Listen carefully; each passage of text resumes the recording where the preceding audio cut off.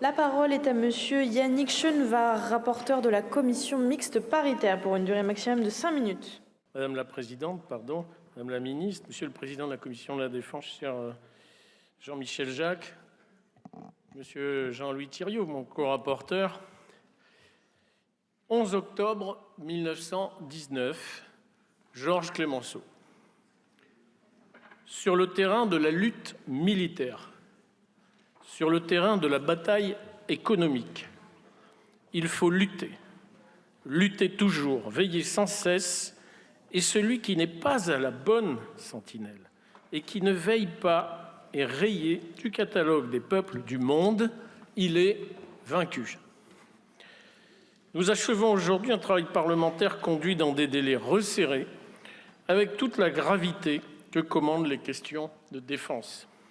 Sur ce sujet, pas d'exercice théorique. Derrière chaque décision, chaque vote, il peut y avoir la différence entre la vie et la mort, entre la victoire et la défaite. Nos débats furent à la hauteur de l'enjeu.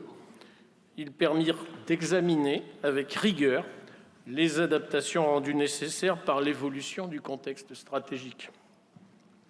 Depuis l'adoption de la LPM, le monde s'est encore durci. En Europe, la guerre s'est installée.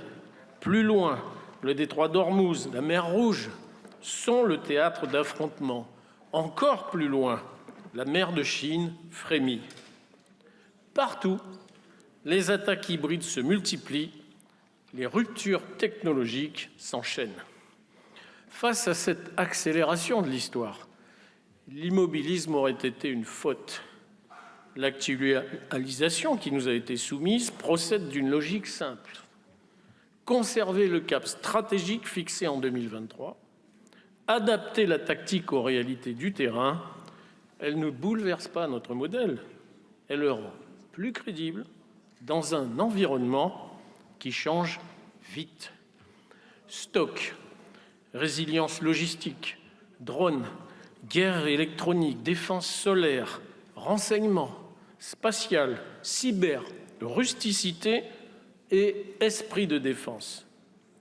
Les armées nous ont exprimé avec lucidité leurs besoins. C'est précisément l'objet de cette actualisation.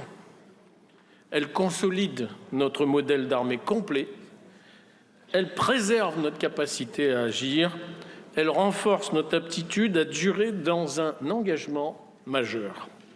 Mais au-delà des équipements, des trajectoires financières, ce texte engage d'abord notre devoir envers celles et ceux qui servent.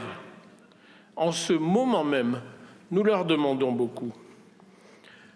Notre responsabilité première consiste à leur donner les moyens d'exécuter les missions qui leur sont confiées par le chef des armées. Alors cette actualisation accélère plusieurs programmes, sécurise des capacités critiques, renforce la résilience de notre outil de défense. Elle le fait avec méthode.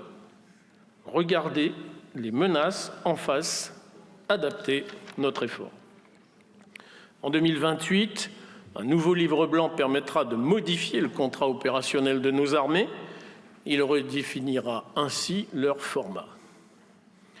Mes chers collègues, une nation qui dépend des autres pour sa protection n'est plus libre de ses choix. C'est la raison pour laquelle ce texte porte aussi une ambition industrielle, technologique. Derrière nos armées, il y a des ouvriers, des techniciens, des ingénieurs, des territoires, des savoir-faire qu'il nous faut préserver dans la durée.